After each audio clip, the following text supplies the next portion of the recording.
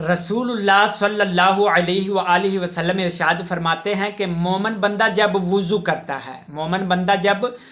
کرتا ہے تو کلی کرنے سے منہ کے گناہ گر جاتے ہیں، اور جب ناک میں پانی ڈال کر ناک کو صاف کیا تو ناک کے گناہ نکل گئے، اور جب منہ دھویا تو اس کے چہرہ کے گناہ نکلے یہاں تک کہ پلکوں کے نکلے، اور جب ہاتھ دھوئے تو ہاتھوں کے گناہ نکلے یہاں تک کہ ہاتھوں کے ناخنوں سے نکلے۔ جب انسان ہاتھ دھوتا ہے تو ہاتھوں کے گناہ نکلتے ہیں، کہاں سے؟ ناخنوں سے نکل جاتے ہیں، اور جب سر کا مسح کیا تو سر کے گناہ نکلے یہاں تک کہ کانوں سے نکلے، اور جب پاؤں دھوئے تو پاؤں کی خطائیں نکلی یہاں تک کہ ناخنوں سے۔ جب انسان اپنے پاؤں کو دھوتا ہے تو پاؤں کے گناہ بھی دھل جاتے ہیں۔ اگلی حدیث توجہ سے سماعت فرمائیے گا۔ مسلم شریف میں حضرت امیر المؤمنین فاروق اعظم عمر بن خطاب رضی اللہ تعالی عنہ سے روایت ہے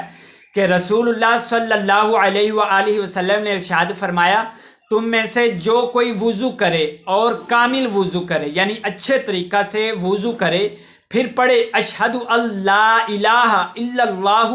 وحدہ لا شریک لہ واشہد ان محمدا عبدہ ورسولہ، تو اس کے لیے جنت کے 8 دروازے کھول دیے جاتے ہیں، جس دروازے سے چاہے جنت میں داخل ہو جائے۔